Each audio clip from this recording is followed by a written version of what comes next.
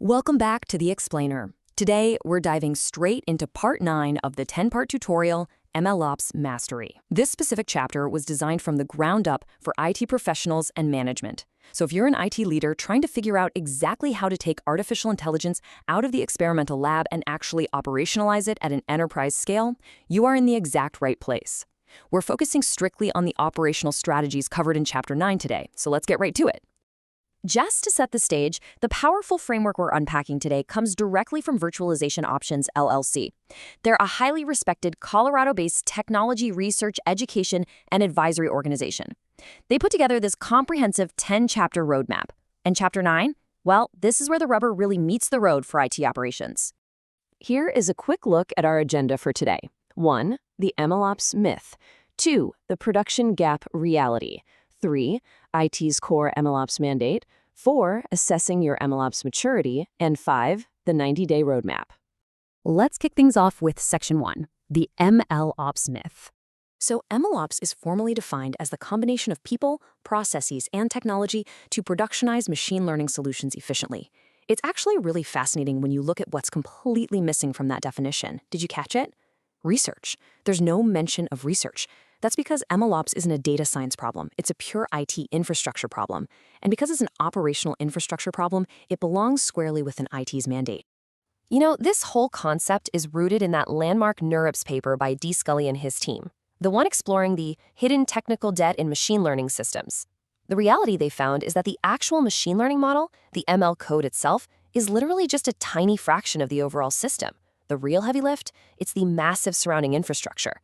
We're talking configuration, data collection, verification, robust serving infrastructure, and monitoring.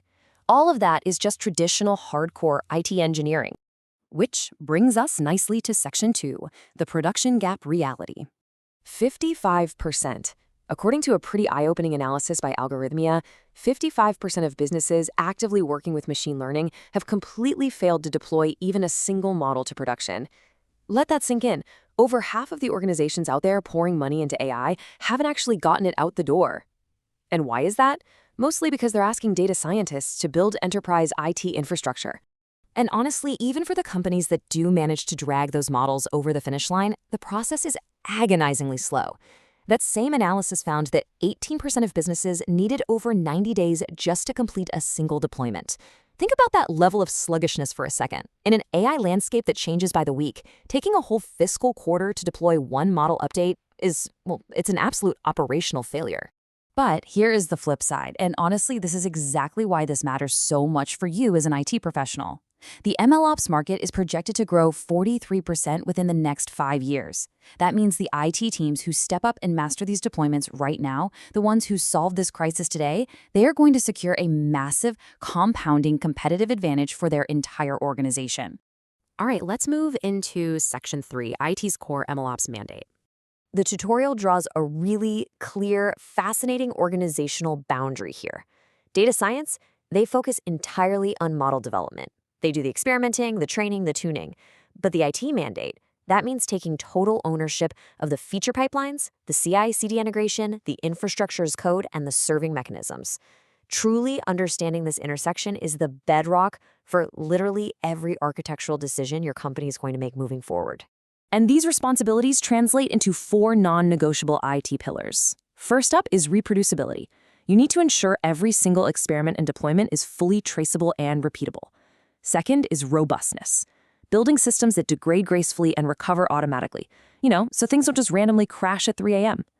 Third is observability, having absolute end-to-end visibility from the raw data all the way to live predictions. And finally, security and compliance, ensuring governance is deeply embedded at every pipeline stage, not just bolted on at the very end as an afterthought. None of these 4 disciplines can be delegated back to a data scientist. This takes us to Section 4, assessing your MLOps maturity. Based on the tutorial, we really have to pause and ask a hard question. Where does your organization actually stand on the MLOps maturity model today? Are your internal systems heavily automated right now? Or, be honest, are people still just emailing Jupyter notebooks back and forth to each other? To figure that out, we use the industry standard Microsoft Azure Reference Framework. It tracks your evolution rapidly across 5 distinct levels. Level 0 is highly risky, zero reproducibility manual notebooks. Level 1 introduces basic DevOps, but absolutely no ML automation. Level 2 gets you into automated training pipelines. Level 3 brings in full CI/CD and automated deployment. And finally, Level 4 is the holy grail, full MLOps, featuring continuous training triggered by data drift and full governance as code.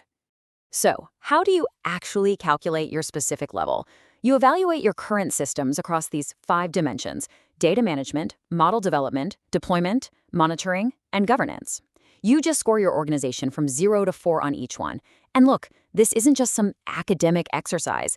Evaluating these dimensions gives you a highly actionable maturity heat map for IT management, showing you exactly where your critical gaps are right now. Let's wrap things up with Section 5, the 90-day roadmap.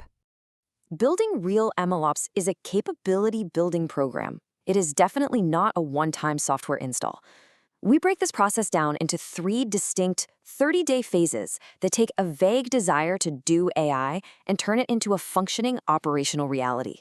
Phase 1 is assess and align. Phase 2 is pilot and automate. Phase 3 is govern and scale. Let's break down that first month. Days 1 through 30 are all about alignment. You run that 5-dimension maturity assessment we just talked about. You select a highly strategic but totally achievable pilot use case. You secure your executive sponsorship. And crucially, you define clear KPIs. The big takeaway here is your deliverable. By day 30, you absolutely must have a completed maturity scorecard and a locked-in pilot project. Now, month 2, days 31 to 60, this is where the heavy lifting happens and where IT engineers really shine. You're standing up the physical model registries, implementing the CI/CD pipeline for that chosen pilot, and deploying a robust monitoring stack capable of detecting data drift. And importantly, you establish a formal IT on-call rotation for model incidents because, hey, someone has to actually carry the pager. Your deliverable at the end of month 2 is a fully operational CI/CD pipeline and live monitoring. The final month, days 61 to 90, shifts the focus entirely to standardization and scale. This is where you implement governance as code to ensure compliance is automatic, not manual. You create standardized model card templates. You formally launch an ML Center of Excellence. And then, to actually prove your new system works, you onboard a second use case specifically to measure how much faster your deployment velocity is compared to your old baseline. And as we look ahead at what Level 4 maturity requires for 2025 and beyond, the IT mandate is only getting bigger. Advanced operations now demand strict cost per inference tracking, which, by the way, is absolutely essential if you want to prevent massive cloud bill shocks. Plus, with the explosion of generative AI, IT teams are now taking on LLM ops governance, handling entirely new infrastructure like vector databases, and embedding model versioning and monitoring retrieval quality. These are brand new, massive IT responsibilities with no direct traditional DevOps equivalent. So, I want to leave you with this final provocative thought based on everything we've uncovered in Chapter 9 today. Is your IT department ready to stop treating AI like a fragile data science experiment and start taking absolute ownership of the enterprise AI future? Because make no mistake, the success of your company's AI initiatives relies entirely on your operational mastery. Thanks for learning with me today, and I'll catch you in the next explainer.